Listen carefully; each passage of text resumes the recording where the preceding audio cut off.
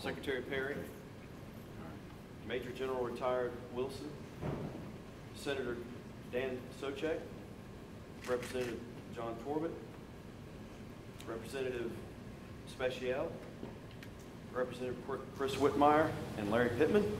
On behalf of Major General Greg Lusk and all the North Carolina National Guard soldiers and airmen, I'd like to welcome you to Joint Forces Headquarters and to thank you and the General Assembly for supporting this legislation. Ladies and gentlemen, Governor Pat McCrory.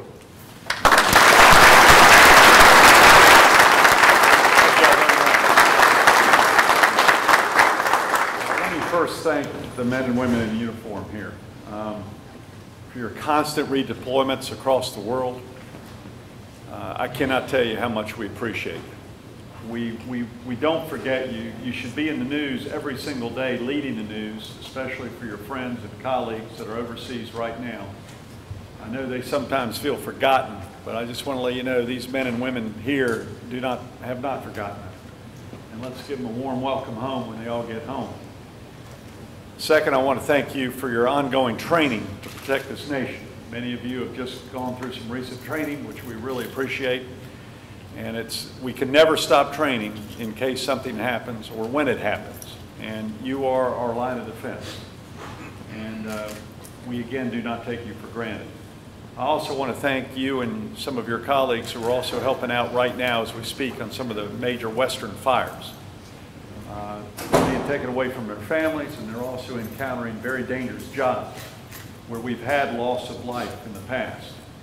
And let's continue to support them, and our continued prayers for them as they try to save lives and save property out west at this period of time. We're proud to help. That's our job, and we're going to continue to do just that. And we'd expect the same in return from other states as we encounter our own natural or man-made disasters. So thank you very much.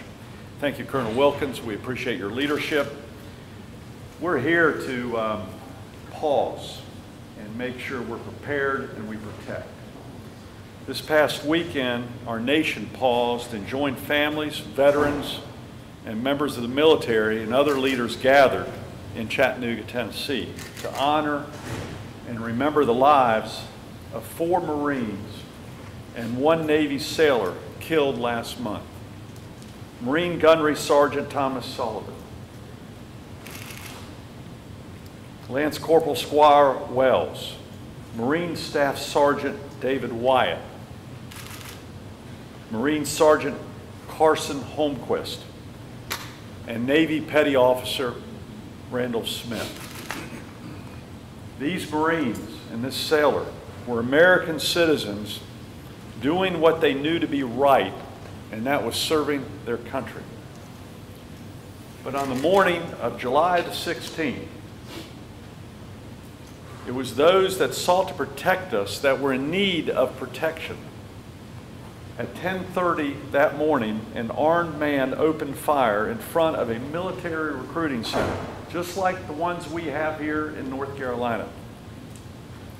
An office located between a phone store and a restaurant that had no additional security. From there, the shooter drove 7 miles across town and opened fire on a Naval Operations Support Center, a fenced facility with concrete traffic barriers, but with unmanned gates. There, he killed 4 Marines and 1 sailor. This is in the United States. This is right next door in Tennessee. This was a terrible tragedy, but one which has inspired and will continue to inspire action. Immediately following this tragic shooting, I directed the Department of Public Safety and the North Carolina National Guard to look at what can be done to improve the safety at our recruiting facilities and other military offices as soon as possible. The day after the attack, I instructed General Lusk to station military police at 3 of our most public North Carolina National Guard recruiting offices that are located in strip malls. I've made sure they will be stationed there indefinitely to keep our citizen soldiers safe as well as those looking for military service. However, that is not enough. North Carolina has 90 National Guard armories called readiness centers across our state that are accessible to citizens, Guard members, and their families can have access to the services provided there. Our military offices should be among the safest in our community and in our state and in our nation. And we're going to make sure that happens right here in North Carolina. However, as we have discovered in Chattanooga, they are not immune to the evil that exists in the world, including right here. So today I am signing House Bill 371 that allows us to fulfill our obligation to protect those who protect us. That must be our goal. This legislation will allow members of the National Guard who have a concealed carry permit to carry concealed weapons while on duty in state buildings like recruiting offices and armories. This gives our National Guard members the tools they need to defend themselves and protect our citizens. This bill also allows a person who is injured or sustains property damage as a result of a terrorist attack or from someone who materially supports terrorism to sue up to 3 times the amount of actual damages of $50,000, whichever is greater. This common sense legislation addresses my core philosophy of protecting and defending our military families, and veterans in North Carolina any way we can. I want to thank everyone who is here and who has helped with this bill. Dan Susek, a West Point graduate, National Guard citizen soldier who's been here many times. Major General Lusk, who is just doing a great job as Adjutant General. I'm sorry he can't be here today. To Colonel Cliff Welkins, the Joint Chief of Staff of the North Carolina National Guard, thank you very much. Department of Public Safety Secretary Frank Perry. Frank, the minute this incident occurred, we looked at what Governor Haslam was doing in Tennessee. We immediately took action. The minute I made a call to Secretary Perry, he said, this is what I recommend we do, and I said, let's do it. But that's a temporary step. We need long-term action. And that's exactly what these men and women have done in the legislature. They took action immediately. And also I want to thank our military advisor, Cornell Wilson, former general in the Marine Corps. I can't tell you, General, how much I appreciate your leadership as being my military advisor. He also, along with Frank, said, we have got to protect our military men and women here in North Carolina. And it's a sad commentary that we have to do that within our borders, but it's a fact of life. Because the terrorists want to come into our borders, into the United States, and cause havoc, and cause loss of life, and disturb the way of life that we have here in the United States of America and North Carolina. And we're not going to allow it. We will respond, we will protect ourselves, and we will defend ourselves. And we will take very strong action against them, those who want to destroy our country and our state. And this is a good step forward in doing just that. Again, we're doing this first to protect you so you can protect us. Not only here in North Carolina, but overseas. And you're my heroes. You're my heroes, and your families are our heroes too for allowing you to do this. In fact, let's give applause to your families more than anyone else.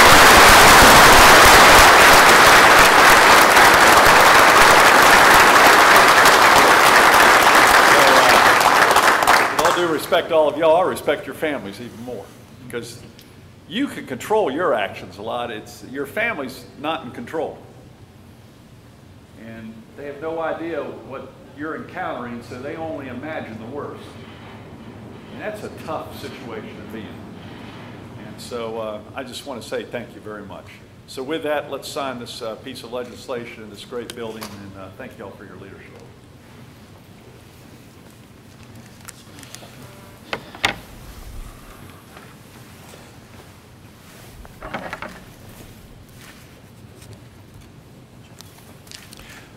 I'm proud of y'all. I'm proud to be your commander, and we're listening to you. And as you notice, we've been here a lot, and I also want to thank you for all the work you did on all the storms that we had. Sadly, since I've been governor, I think we've had the 3 or 4 worst winter storms in the last 100 years. Boy, we had a team behind us to help respond, and we did it right out of this building. So I've got to know this building extremely well, and I'm honored to have an office here, and I feel very comfortable in this office. And I feel very comfortable with my working relationship, not only with these men and women, but also with your commanders, and I really do appreciate it.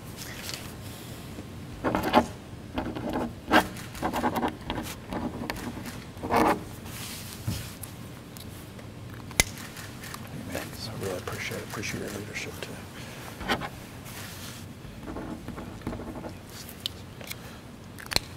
Thank you very much for your leadership. Appreciate it.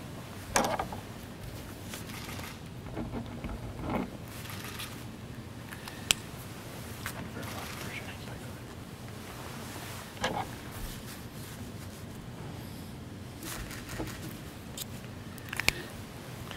Thank you so much. Appreciate your leadership. Appreciate you.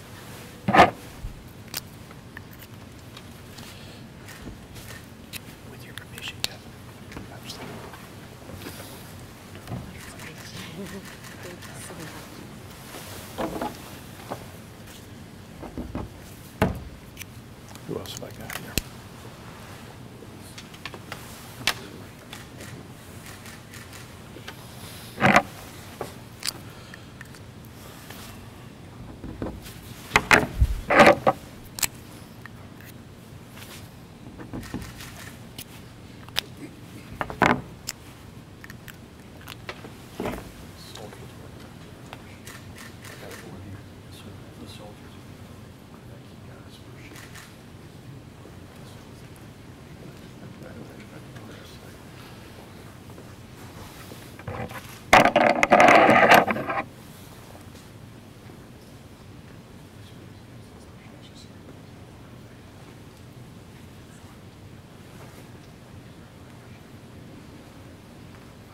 Yes, sir.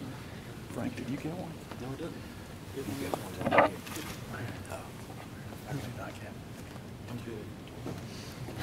All right. Thank you. I'll take a handshake. Somebody do a shake. Thank you, guys. Appreciate it.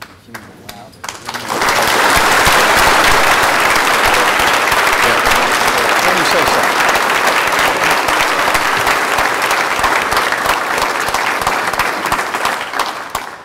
I want to add one thing extremely well said by the governor, and a great appreciation for all of you out there who, when I'm in my Air Force uniform working with you as a NORTHCOM liaison, I'm proud to be the liaison for emergency response for North Carolina. We are the best in the nation on that capability. I wanted to add one thing, and I was honored when the Senate reached out and did something very timely, what was originally a counterterrorism bill. House Bill 371 was originally inspired by an event that preceded Chattanooga that was very similar in 2009 when Private Andy Long and one of his colleagues in uniform was gunned down. Private Long was killed by a radical terrorist. And with that, that's what inspired the original piece of this bill. And ultimately, in layman's terms, it gives a means to go after the purse strings for those who not only perpetrate a terrorist act, but those who aid and abet them. We hear a lot of terminology of lone wolf in the media. I taught counterterrorism for many years at the Air Force's Senior Service School, which is the equivalent of Carlisle Barracks and National Defense University, Naval War College. It's the Air War College. And it's not how you execute, it's how you operate. And it always has a nexus that requires some logistical, financial, communication, and a whole lot of other support. And that's what this bill helps the judiciary and law enforcement to be able to have another tool in the toolbox to go after those who ultimately hate our way of life and want to destroy it. So I thank all of those who made this bill better, and I hope it will be something that helps all of North Carolina. And I commend all of you and us who it will protect. Thank you.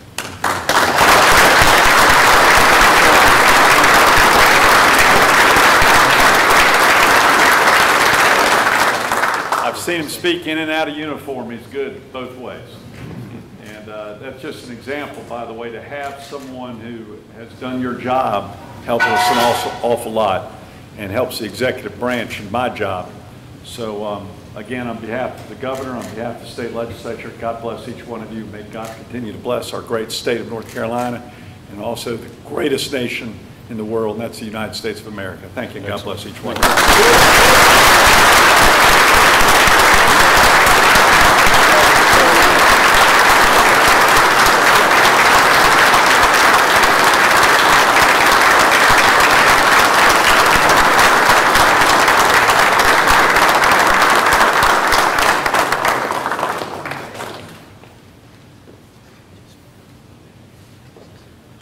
Thank you, Governor, and again, thank you, Colonel, Representative Whitmire, Senators and Representatives. Thank you so much for expediting this in such a balanced and effective way. I'm Frank Perry with Public Safety, and I'll try to answer any questions you may have insofar as we can answer them.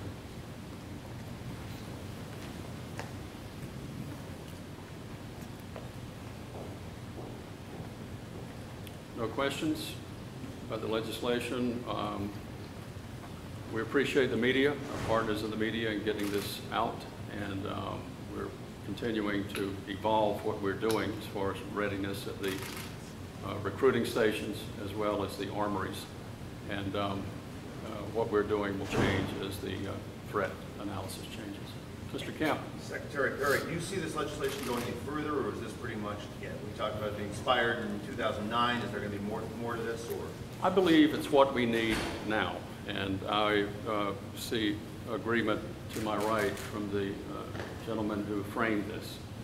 But it was in response to a specific episode. That one was in Little Rock, I believe, and certainly in Chattanooga, but we had some specific threats here in North Carolina, and they are changing. The techniques are changing, just like crime. It's becoming more of an enterprise, so is what we're battling with terrorism. And as that changes, no doubt legislation will change. I think this is full and complete and what we need right now, most expeditiously drafted and effectively done. I don't think it's overmuch. I think it's a very good balance, John. Yes, sir. On the being able to civilly sue someone who commits a terrorist act front, can you talk maybe a little bit about what prompted that to be part of the legislation, and I guess to the definition of what is a terrorist act? Representative Whitmire. I'll answer that the best I can as the bill sponsor, and there's always a team behind anything that requires a tremendous amount of thought. I started working on it last September. And every state has different laws by and large, but when the event in Arkansas occurred in 2009, as far as from a standpoint, a practical standpoint, the family, and let's extrapolate to Chattanooga. We had sole breadwinners who were taken out of the mix. Their families going back in time. This is specific to the federal definition of terrorism. It's in the legislation, and terrorism is different.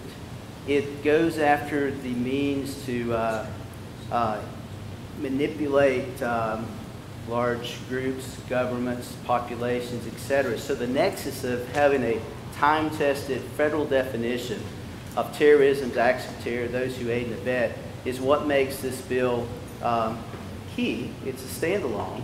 It does not prevent other means of remedies from being pursued. It's not a you have to pick one or the other.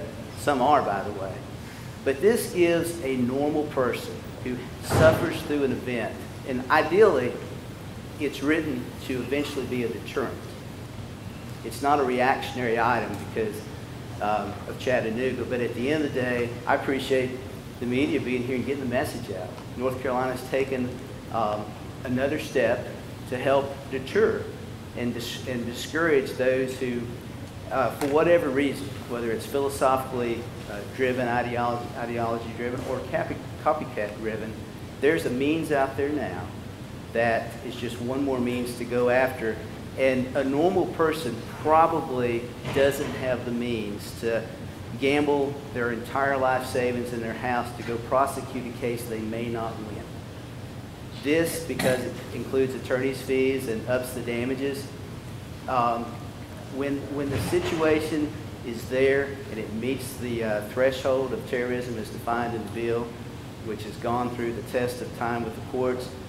An attorney or a team of attorneys that sees it's the right thing to do, they're more likely to come forth and help that average person, such as so many of us, go and pursue. And ultimately, by winning, that sends a bigger message. So I hope I answered your question, but that's why it's the way it is. Thank you, Colonel. Anything else? Well, thank you all for being here and getting this message out. Thank you all indeed from the Guard for your participation and what you do day and night.